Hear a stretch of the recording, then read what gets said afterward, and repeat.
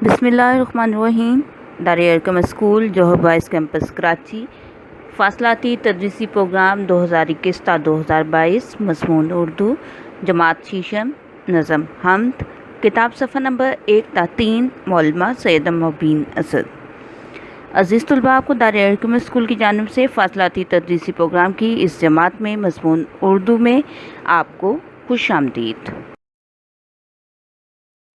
عزیز طلباء، آئیے آج کی جماعت کے کام کا آغاز کرتے ہیں۔ آپ اپنی کتاب کے صفحہ نمبر 1 پر سے نظم حمد پڑھ رہے ہیں۔ آج ہم اس کی بلند خوانی کریں گے اور اس کی تشریح کو سمجھیں گے۔ عزیز طلباء، جیسا کہ آپ کو معلوم ہے کہ اردو کی کتاب میں حصہ نظم میں حمد ایک بنیادی جز ہے۔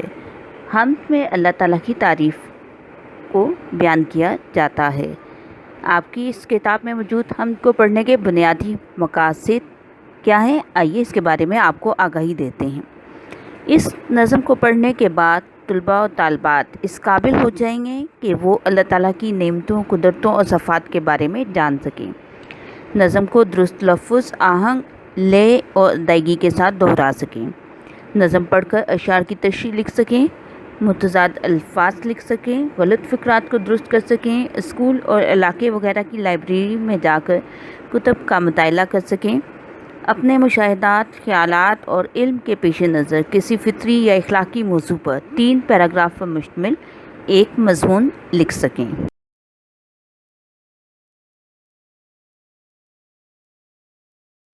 عزیز طلباء، کتاب کے صفحہ نمبر 1 پر موجود اہم الفاظ اور ان کے معنی، آئیے ان کی بلند خوانی کرتے ہیں۔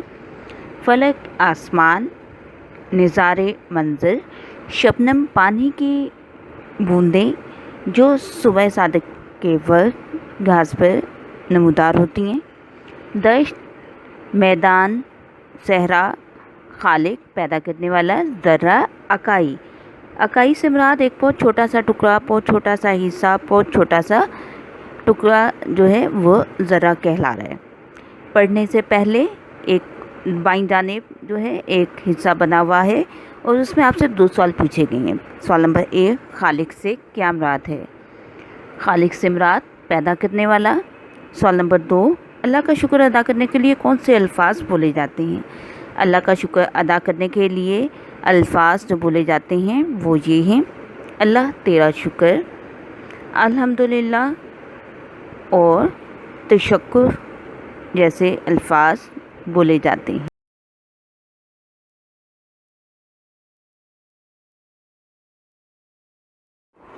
آئیے عزیز طلباء، کتاب کے صفحہ نمبر 1 پر موجود بند نمبر 1 کی بلند خوانی کرتے ہیں اور اس کی تشریح کو سمجھتے ہیں۔ خدا سب کا خالق ہے، کون و مقام ہے، یہ گلکاریاں جس قدر ہیں جہاں میں۔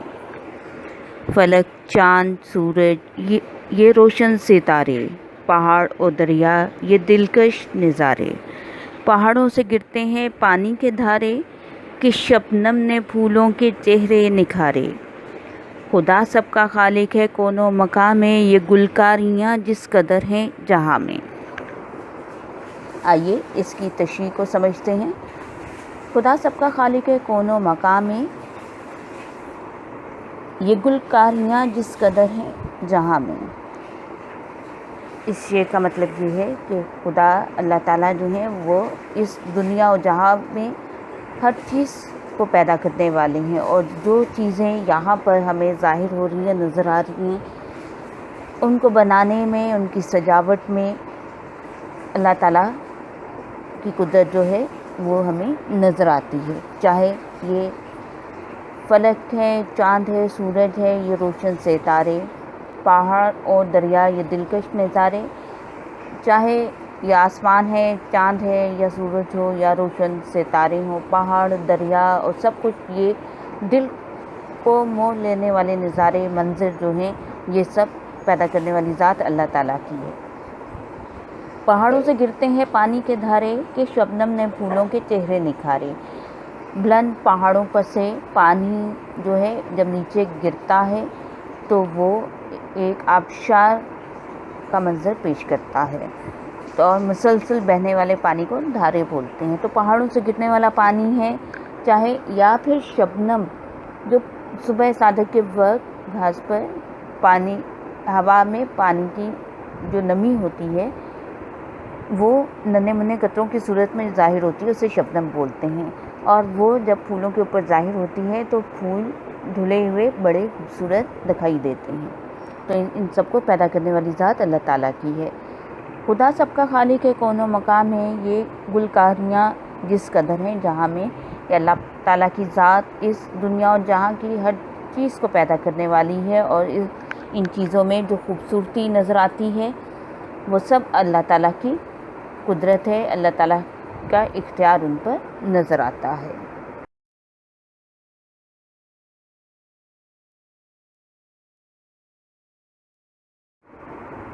کتاب کے صفحہ نمبر 2 پر بائیں جانب سب سے پہلے موجود ہے پڑھنے کے دوران میں، یعنی 2 سوال پوچھے گئے ہیں کہ گلکاریاں سے کیا مراد ہے۔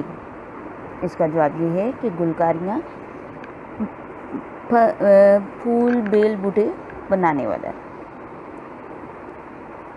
اللہ تعالیٰ نے یہ دنیا کیوں تخلیق کی؟ اللہ تعالیٰ نے یہ دنیا اس لیے تخلیق کی کہ ہم اللہ تعالیٰ کی قدرت کو سمجھ سکیں، اللہ تعالیٰ کی طاقت کو سمجھ سکیں، اللہ تعالیٰ کے اختیار کو سمجھ سکیں۔ بند نمبر 2، اس کی بلند خوانی اور تشریح۔ خدا کی ہر ایک سمت جلوہ گری ہے کہ نوری فضاؤں سے دنیا بھری ہے، ہر ایک دشت شاداب کھیتی ہری ہے، یہ سب میرے مالک کی کاریگری ہے۔ خدا سب کا خالق ہے، کون و مقام ہے، یہ گل کاریاں جس قدر ہیں جہاں۔ آئیے اس بند کی تشریح کو سمجھتے ہیں۔ سمت کا مطلب ہر طرف، نوری فضاؤں کہ اللہ تعالیٰ کا نور جو ہے وہ فضاؤں میں بکھرا ہوا ہے، دشت صحرا میدان شاداب سرسبز ہیں، کاریگری ہے بنانے والی قدرت ہے، کون و مکان سے مراد ہے دنیا اور جہاں، گلکاریاں پھل پھول بیل بوٹے سب کچھ اس میں آ جاتا ہے، اس کو بنانے والا۔ آئیے اس کی تشریح کو سمجھتے ہیں۔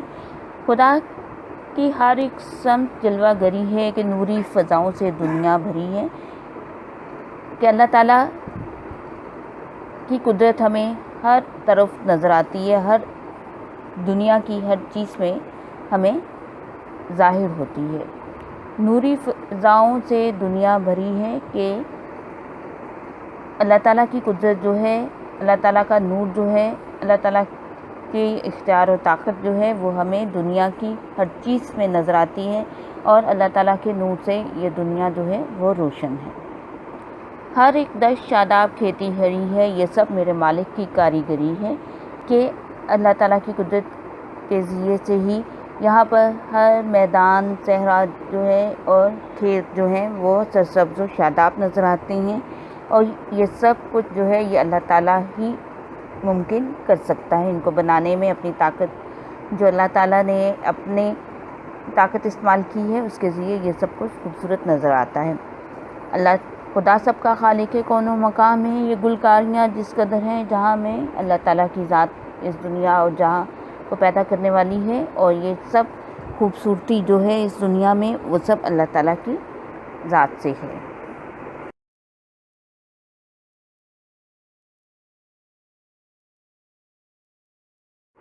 بند نمبر 3 کی تشریح و بلند خوانی۔ زمین کا ہر ایک ذرہ چمکا ہوا ہے، وہ دیکھو کہ سورج بھی نکلا ہوا ہے، جدھر دیکھیے نور پھیلا ہوا ہے، خدا ساری دنیا پہ چھایا ہوا ہے۔ خدا سب کا خالق ہے، کون و مقام ہے، یہ گلکاریاں جس قدر ہیں جہاں میں۔ آئیے اس کی تشریح کو سمجھتے ہیں۔ زمین کا ہر ایک ذرہ چمکا ہوا ہے، وہ دیکھو کہ سورج بھی نکلا ہوا ہے، کہ زمین کا ایک ایک حصہ جو ہے وہ اللہ تعالیٰ کے نور سے منور ہے۔ اللہ تعالیٰ کی قدرت جو ہے وہ اس بات کا منہ بولتا ثبوت ہے کہ اس دنیا کو پیدا کرنے والی ذات صرف اللہ تعالیٰ کی ہے۔ وہ دیکھو کہ سورج بھی نکلا ہوا ہے، کہ سورج کی روشنی جو ہے وہ اس پوری دنیا میں پھیلی ہوئی ہے، اور یہ سب کچھ جو ہے یہ اللہ تعالیٰ ہی اپنی قدرت کے ذریعے ممکن کر سکتا ہے۔ ایک عام انسان میں اتنی قدرت نہیں کہ وہ اس کا ایک چھوٹا سا حقیق سا حصہ بھی بنا سکے۔ جدھر دیکھیے نور پھیلا ہوا ہے، خدا ساری دنیا پہ چھایا ہوا ہے۔ ہم اس کائنات میں، اس دنیا جہاں کی ہر چیز میں جب نظر ڈالتے ہیں تو ہمیں ہر ایک چیز میں اللہ تعالیٰ کی روشنی جو ہے، اللہ تعالیٰ کا نور جو ہے وہ ہمیں پھیلا ہوا نظر آتا ہے، اور اللہ تعالیٰ ہی اس ساری دنیا پر ہر چیز پر اللہ تعالیٰ کی قدرت جو ہے وہ ظاہر ہوتی ہے۔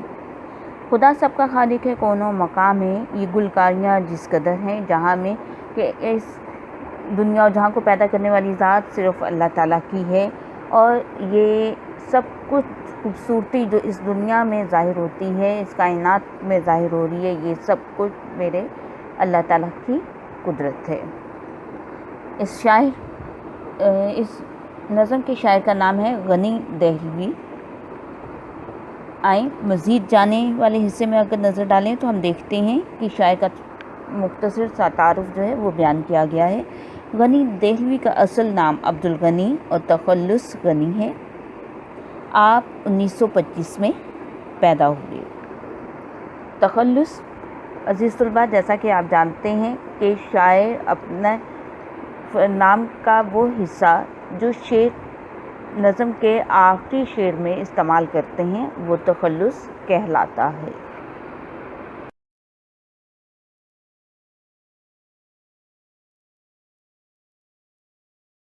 عزیز طلباء، کتاب کے صفحہ نمبر 3 پر سے آپ کے لیے ایک سرگرمی تیار کی گئی ہے، آئیے اس کی بلند خوانی کرتے ہیں۔ خاص الفاظ معنی سیکھیے۔ الفاظ اور معنی: کون و مکان، دنیا جہاں، دھارا دریا کا بہاؤ، کاریگری مہارت، گلکاری کرنا، پھول بوٹے بنانا، دشت جنگل غیر آباد علاقہ، ذرہ کسی چیز کا نہایت چھوٹا ٹکڑا، فلک آسمان، شاداب سرسبز۔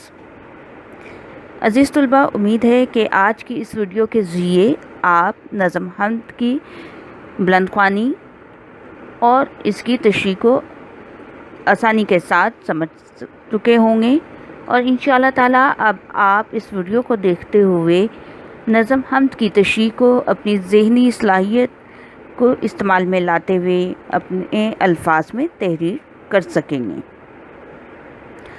شکریہ۔ اللہ تعالیٰ سے دعا ہے کہ وہ آپ کو اپنے حفظ و امان میں رکھے اور آپ کے دلوں کو علم کے نور سے منور فرما دے۔ آمین۔ جزاک اللہ۔